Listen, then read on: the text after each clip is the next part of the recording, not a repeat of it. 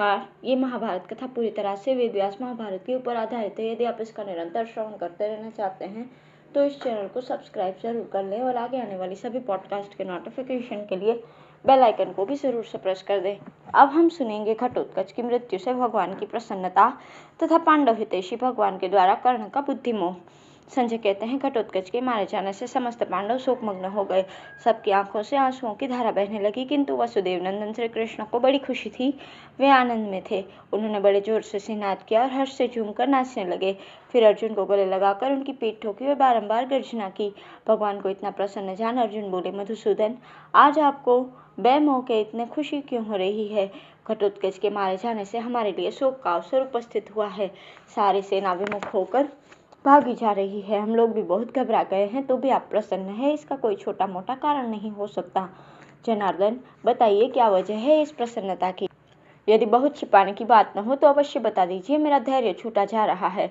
भगवान श्री कृष्ण बोले, धनंजय, मेरे लिए सचमुच ही बड़े आनंद का अवसर आया है। कारण सुनना चाहते हो? सुनो। तुम जानते हो कर्ण ने घटोत्कच को मारा है, पर मैं कहता हूँ कि इंद्र की दी हुई शक्ति को निष्फल करके घटोत्कच ने ही कर्ण को मार डाला है। अब तुम कर्ण को मरा हुआ ही समझो। संसार में कोई भी मनुष्य ऐसा नहीं है जो कर्ण के हाथ में शक्ति रहने पर उसके सामने ठहर सकता, और यदि उसके पास कवच तथा कुंडल भी होते तब तो वो देवताओं सहित तीनों लोगों को भी जीत सकता था। उस अवस्था में इंद्र, कुबेर, वरुण अथवा यमराज भी युद्ध में उसका सामना नहीं कर सकते थे। हम और तुम सुदर्शन चक्र और गांडीव लेकर भी उसे जीतने में असमर्थ हो जाते। तुम्हारा ही हित करने के लिए इंद्र ने छल से उसे कुंडल और कवच से हीन कर दिया। उसके बदले में जब से इंद्र ने उसे अमोघ शक्ति दे दी थी, तब से वो सदा तुमको मरा हुआ ही मानता था। आज यद्यपि उसकी ये सारी चीजें नहीं रही, तो भी तुम्हारे सिवा किसी से वो नहीं मारा जा सकता। कर्ण ब्राह्मणों का भक्त, सत्यवादी, तपस्वी, व्रतधारी और शत्रुओं पर भी दया करने वाला है, इसलिए वो वृष कहलाता है। संपूर्ण देवता चारों ओर से कर्ण पर बाणों की वर्षा करें और दैत्य उस पर मांस और रक्त उछालें, तो भी वे उससे जीत नहीं सकते। कवच, कुंडल तथा इंद्र की दी हुई शक्ति से वंचित हो जाने के कारण आज कर्ण साधारण मनुष्य सा हो गया है। तो भी उसे मारने का एक ही उपाय है, जब उसकी कोई कमजोरी दिखाई दे, वो असावधान हो अथवा रथ का पहिया फंस जाने से संकट में पड़ा हो, ऐसे समय में मेरे संकेत पर ध्यान देकर सावधानी के साथ इसे मार डालना। तुम्हारे हित के लिए ही मैंने जरासंध, शिशुपाल आदि को एक एक करके मरवा दिया है, तथा हिडिंब, किरमिर, बक, अलायुध आदि राक्षसों को भी मैंने ही मरवाया है। जरासंध और शिशुपाल यदि पहले नहीं मारे गए होते तो इस समय बड़े भयंकर सिद्ध होते। दुर्योधन अपनी सहायता के लिए उनसे अवश्य ही प्रार्थना करता। वे हमसे सर्वदा द्वेष रखने के कारण कौरवों का ही पक्ष लेते। दुर्योधन का सहारा लेकर वे संपूर्ण पृथ्वी को जीत लेते। जिन उपायों से मैंने इन्हें नष्ट किया है उनको सुनो। एक समय की बात है, युद्ध में रोहिणी नंदन बलराम जी ने जरासंध का तिरस्कार किया। इससे क्रोध में भरकर उसने हम लोगों को मारने के लिए सर्वसंहारिणी गदा का प्रहार किया। उस गदा को अपने ऊपर आते देख भैया बलराम ने उसका नाश करने के लिए स्थूलाकर्ण नामक अस्त्र का प्रयोग किया। उस अस्त्र के वेग से प्रतिहित होकर वो गदा पृथ्वी पर गिर पड़ी। गिरते ही धरती में दरार पड़ गई और पर्वत हिल उठे। जिस स्थान पर गदा गिरी वहां जरा नामक एक भयंकर राक्षसी रहती थी। गदा के आघात से वो अपने पुत्र और बांधवों सहित मारी गई। जरासंध अलग अलग दो टुकड़ों के रूप में पैदा हुआ था। उन टुकड़ों को इसी जरा नाम वाली राक्षसी ने जोड़कर जीवित किया था। इसी से उसका नाम जरासंध हुआ। इसके दो ही प्रधान सहारे थे, गदा और जरा। इन दोनों से वो हीन हो गया था। इसी से भीम तुम्हारे सामने उसका वध कर सके। इसी प्रकार तुम्हारा हित करने के लिए ही एकलव्य का अंगूठा अलग करवा दिया। जदिराज शिशुपाल को तुम्हारे सामने ही मार दिया। उसे भी देवता और असुर संग्राम में नहीं जीत सकते थे। उसका तथा अन्य देवद्रोहियों का नाश करने के लिए ही मेरा अवतार हुआ है। हिडिंबासुर, बक और किरमिरी रावण के समान बलि तथा ब्राह्मणों के और यज्ञ से द्वेष रखने वाले थे।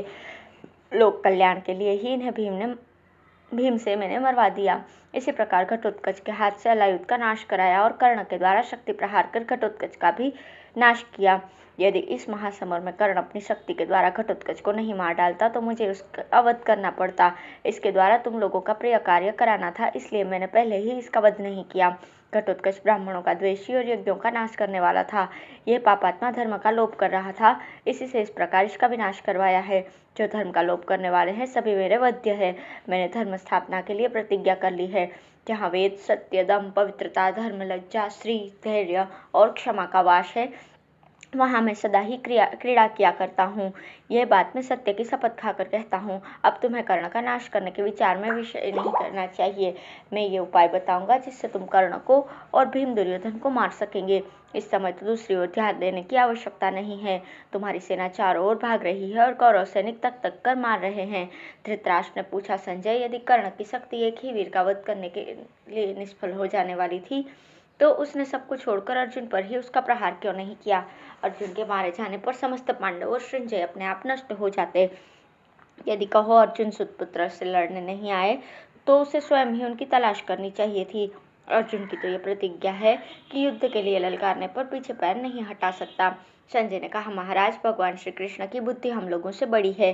वे जानते थे कि कर्ण अपनी शक्ति से अर्जुन को मारना चाहता है, इसलिए उन्होंने कर्ण के साथ द्वैरथ युद्ध में राक्षस राज घटोत्कच को नियुक्त किया।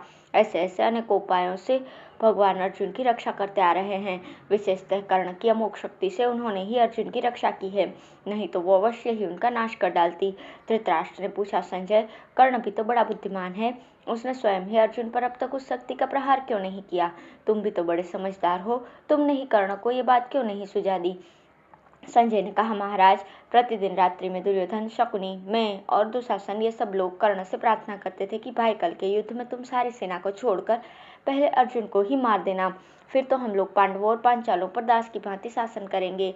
यदि ऐसा न हो तो तुम श्री कृष्ण को ही मार दो, क्योंकि वे ही पांडवों के बल है, वे ही रक्षक है और वे ही उनके सहारे हैं। राजन, यदि कर्ण श्री कृष्ण को मार डालता तो निसंदेह आज सारी पृथ्वी उसके वश में हो जाती। उसने भी उन पर शक्ति प्रहार का विचार किया था, पर युद्ध में भगवान श्री कृष्ण के निकट जाते ही उस पर ऐसा मोह छा जाता था कि ये बात वो भूल जाता था। इधर से भगवान सदा ही बड़े बड़े महारथियों को कर्ण से लड़ने के लिए भेजा करते थे। वे निरंतर इसी तलाश में रहते थे कि कैसे कर्ण की शक्ति को व्यर्थ कर दूं। महाराज, जो कर्ण से अर्जुन की इस प्रकार रक्षा करते थे, वे अपनी रक्षा क्यों नहीं करते? तीनों लोकों में कोई भी ऐसा पुरुष नहीं है जो जनार्दन पर विजय पा सके। घटोत्कच के मारे जाने पर सात्यकी ने भी भगवान कृष्ण से यही प्रश्न किया था कि भगवान, जब कर्ण ने वो अमोघ शक्ति अर्जुन पर ही छोड़ने का निश्चय किया था तो अब तक उन पर छोड़ी क्यों नहीं? भगवान श्री कृष्ण बोले, दुर्योधन, दुशासन, शकुनी और जयद्रथ ये सब मिलकर यही सलाह दिया करते थे कि कर्ण, तुम अर्जुन के सिवा दूसरे किसी पर शक्ति का प्रयोग न करना। उनके मारे जाने पर पांडव और संजय स्वयं ही नष्ट हो जाएंगे। युयुधान, कर्ण भी उनसे ऐसा ही करने की प्रतिज्ञा कर चुका था। उसके हृदय में सदा अर्जुन के वध करने का विचार रहा करता था, परंतु मैं ही उसे मोह में डाल देता था। यही कारण है जिससे उसने अर्जुन पर शक्ति का प्रहार नहीं किया। सत्य की वो शक्ति अर्जुन के लिए मृत्यु रूप है। यह सोच सोचकर मुझे रात्रि में निद्रा नहीं आती। वो अब घटोत्कच पर पड़ने से व्यर्थ हो गई। ये देखकर मैं ऐसा समझता हूँ कि अर्जुन मौत के मुख से छूट गया। मैं युद्ध में अर्जुन की रक्षा करना जितना आवश्यक समझता हूँ, उतनी पिता, माता, तुम जैसे भाइयों और अपने प्राणों की रक्षा करना भी आवश्यक नहीं मानता। तीनों लोगों के राज्य की अपेक्षा भी यदि कोई दुर्लभ वस्तु हो तो उसे भी मैं अर्जुन के बिना नहीं चाहता। इसलिए आज अर्जुन मानो मरकर भी जी उठा है। ऐसा समझकर मुझे बड़ा आनंद हो रहा है। यही वजह है कि इस रात्रि में मैंने राक्षस को ही कर्ण के साथ लड़ने के लिए भेजा था। उसके सिवा दूसरा कोई कर्ण को नहीं दबा सकता था। महाराज, अर्जुन का प्रिय और हित करने में निरंतर लगे रहने वाले भगवान श्री कृष्ण ने सात्यकी के पूछने पर यही उत्तर दिया था। धृतराष्ट्र ने कहा, संजय, इसमें कर्ण, दुर्योधन और शकुनी का तथा सबसे बढ़कर तुम्हारा अन्याय है। तुम सब लोगों को मालूम था कि वो शक्ति केवल एक वीर को मार सकती है। इंद्र आदि देवता भी उसकी चोट नहीं सह सकते, तो भी कर्ण ने उसे श्री कृष्ण अथवा अर्जुन पर क्यों नहीं छोड़ा? संजय बोले, महाराज, हम लोग तो रोज ही रात में उसे ऐसा करने की सलाह देते थे, पर प्रातःकाल होते ही देववश कर्ण की तथा दूसरे योद्धाओं की भी बुद्धि मारी जाती थी। हाथ में शक्ति के रहते हुए भी जो उसने श्री कृष्ण या अर्जुन को उससे नहीं मारा, इसमें मैं देव को ही प्रधान कारण समझता हूँ। धन्यवाद।